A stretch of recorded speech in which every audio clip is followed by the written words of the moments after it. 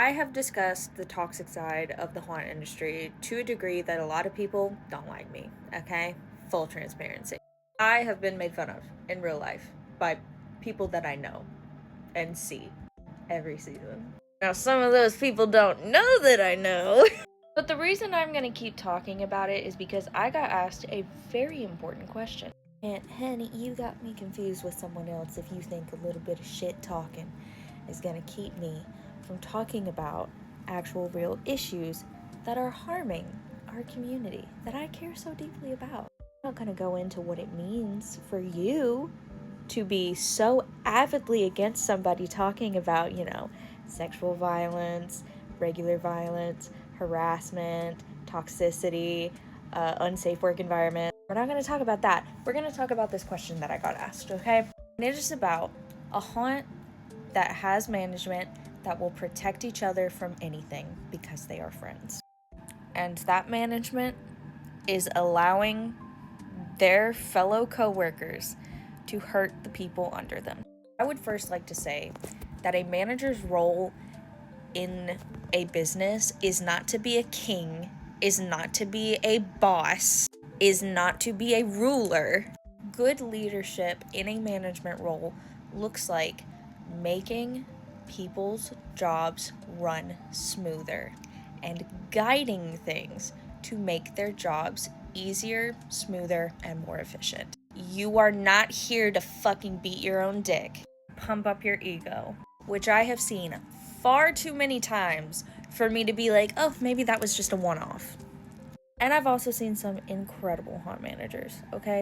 I just want to get that out there, all right? But the incredible haunt managers' work goes more unnoticed because the damage is greater than the good. Okay? It leaves more lasting effects, the toxic people do, than the good people in this current state that the industry is in. So what do you do when you have a management like that? Management that will stick up for each other so much that they are allowing their coworkers, the people that are leading, to hurt people. What do you do?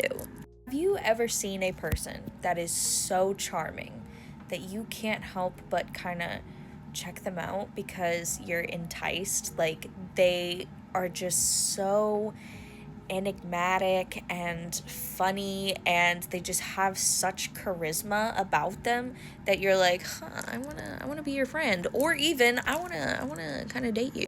And then you find out that they are just straight evil, but they still have those charming moments. That charmingness does not go away just because you found out that they're evil. Those people can almost make you feel bad for wanting to leave after they've mistreated you.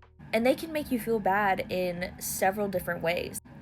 The way that you look being around them, you looking better while you're being around them, it can be like, well, I don't want to leave them because I'm doing good. Like, I look good when I'm with this person. I look good hanging out with this person. This person makes me at least feel important. And it makes other people outside of just me feel like I'm important. Or they can make you feel bad because you should be loyal to them. They love you. They've done so much for you.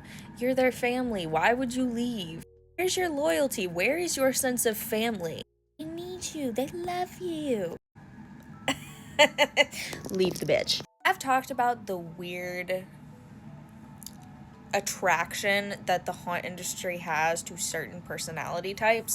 Specifically, mostly social outcasts. And social outcasts can either be a good social outcast, as in, like, they're awkward, they have macabre interests, they're alternative, they're neurodivergent, they're disabled. Or you can have the bad outcasts, which are outcasts because they are evil. And toxic haunts can turn into just a miasma of, no, stay with us. You have to stay with us. Because it has attracted those types of people. And those people have crushed skulls to get to the point where they can have a say and have enough pull and influence to get people to stick around. You don't owe anyone shit. Okay? get out. Leave those hoes in the dust. If it's a top dog issue, there is no other top dog that you can go to and report. Like, if the owner is management with a fuck-ass manager, dude, you gotta get out of there. Point blank, period, dog. I know. It feels like almost painful to leave because you're like, oh, what about the good times? It's almost like, some people have compared it to a cult. It's not a cult because there's usually not shared religious and spiritual beliefs, but like the system is like sticky. You really want to just stick somewhere. You got to pull up your pants and go. If you have proof of physical assault, make a report as well. Be like, oh, I don't want to stir the pot. Girl, no. Make a report. Even if they don't do anything, and by they, I mean law enforcement, because are they gonna fucking do anything? Doubtful.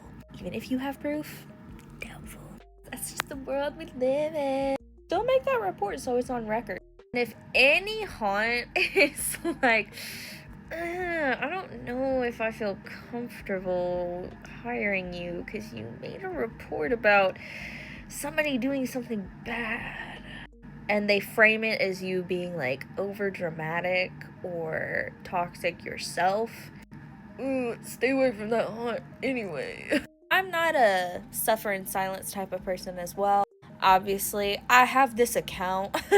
I am loud. I am also confrontational, and I will bring things up that people don't want me to bring up. When there's an issue, I will bring it up. I'm not saying that that's valid all the time, but I am saying I will not suffer in silence, because I did that for years. So if I can talk to somebody about it, I will absolutely talk to somebody about it. If I realize that everyone that I can possibly talk to is in cahoots, I'm out. It is hardly ever worth it to stay. There is no amount of love that can make up for violence, assault, manipulation, and throwing your emotional well-being out the window. And this is something that people don't often do, but I think is so fucking important, is to talk to somebody outside of the haunt industry. Not someone who used to be in the haunt industry and isn't anymore. Maybe someone who worked a season in high school just for funsies, and they're like, oh yeah, it was fun, I didn't really talk to anybody. Maybe you can talk to them, but talk to somebody outside of the haunt industry, and it will really kind of be like, oh shit, what the fuck am I doing? It will add a lot of clarity and grounding to the situation, that you didn't realize you were so swallowed by this weird culture that surrounds toxic haunts, that when you talk to a normal person, it's like, oh my god. Picture it like this. You go to a college, my guy. One of the requirements at that college is that you wear purple underwear, and they'll check and enforce it.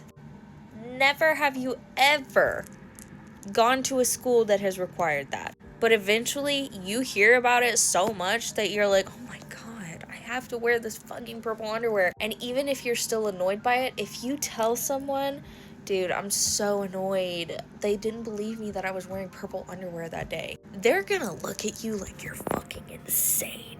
Kind of like that. I'm a get out of there girl. There are bad things happening. Dip. Okay. This is a long video, but let me shorten it down for you, okay? There is a non-corrupt higher up that you can talk to. Talk to them, see if anything can be done. Do not suffer in silence. Do not let them make you afraid of being able to talk to other people about this awful thing that is going on. It doesn't have to be sharing drama. It can just be talking about something terrible. If you are being harmed, if you are receiving punishment or backlash for speaking out about these things, leave. And if you have proof, enough proof to file a report, file a fucking report. It is that serious if people are getting physically assaulted. Good luck and happy haunting.